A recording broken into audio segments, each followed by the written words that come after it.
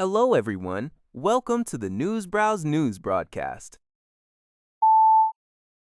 CBS News reports on escalating tensions between the U.S. and Iran in the Strait of Hormuz. Iranian officials stated that American strikes on ports, including Qasem Island, crossed the point of no return, accusing the U.S. of targeting an oil tanker and civilian areas, prompting Iranian forces to return fire. Conversely, U.S. officials, including President Trump, asserted that Iran initiated attacks on 3 U.S. Navy destroyers, leading to self-defense strikes on Iranian military assets. Trump described the U.S. response as blowing them away and warned Iran of one big blow if a peace deal isn't quickly signed, yet insisted a ceasefire remains in effect. The UAE also reported activating air defense systems against Iranian missile attacks. Concurrently, Israel ordered evacuations in southern Lebanon amidst ongoing exchanges of fire with Hezbollah, with both sides alleging ceasefire violations. 联合早报 reports that the Iranian Navy has seized an oil tanker and that 2 Iranian oil tankers have been attacked. According to Iranian media, naval commandos confiscated the Ocean Koi tanker, accusing it of disrupting oil exports and harming Iran's national interests. The vessel was reportedly taken to Iran's southern coast and handed over to judicial authorities, with Tasnim news agency releasing a video showing armed personnel boarding the ship under the cover of night. The exact location and time of this seizure were not specified in the reports. Concurrently, China's Xinhua news agency reported that 2 Iranian oil tankers identified as Sea Star 3 and Sevda came under attack near the Strait of Hormuz.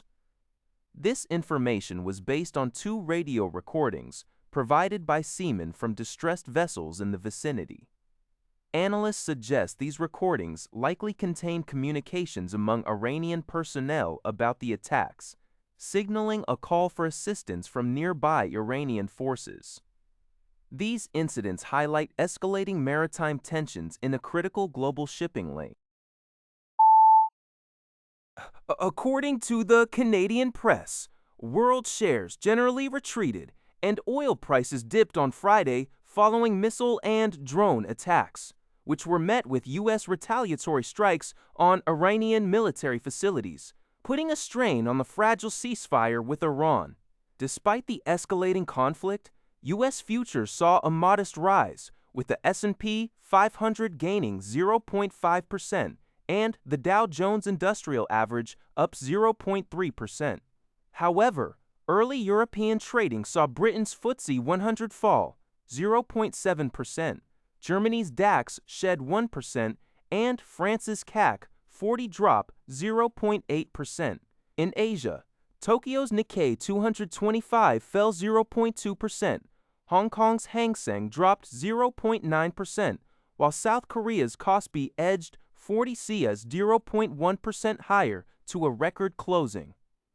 Oil prices, initially rising, traded lower, with Brent crude dipping 0.2% to $99.84 and benchmark U.S. crude falling 0.5% to $94 described barrel. The ongoing conflict, including the closure of the Strait of Hormuz and a U.S. sea blockade, is expected to keep oil and fuel prices elevated. According to Al Jazeera, a Washington-based think tank, the Institute for the Study of War, ISW, suggests that Ukraine may have turned the tide of Russian territorial gains in April, potentially recapturing more land than it lost. The ISW reported a net loss of 116 square kilometers, 45 square miles, for Russian forces during the month, excluding contested gray zones. The rate of Russian advance has also slowed dramatically, by at least 2/3, over the past 18 months.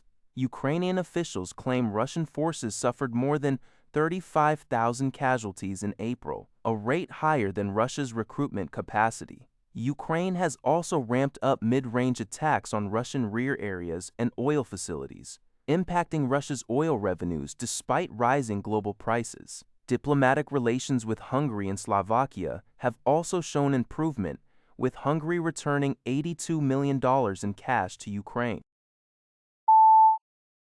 5 cases of Hantavirus infection have been confirmed on a cruise ship, raising suspicions of a cluster outbreak. According to Retail-led News NN, the first 2 fatalities, a Dutch couple, may have come into contact with rats at a waste disposal facility during a birdwatching trip in Argentina, Chile, and Uruguay before boarding the ship. The cruise ship, carrying approximately 150 passengers and crew, including 1 Japanese national, is currently en route to Spain's Canary Islands. However, passengers will be completely isolated for repatriation to prevent further spread, as the Canary Islands governor has consistently opposed the ship's docking. Consequently, the ship is expected to anchor offshore. The WHO reports 8 total cases and 3 deaths so far. The confirmed pathogen is the Andes virus, a type of hantavirus transmitted by rodents, which can be transmitted human to human through prolonged close contact. Though such occurrences are rare, the WHO maintains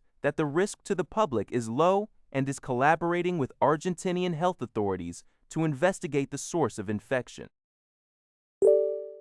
That's all for this video. Thank you for watching. See you in the next video.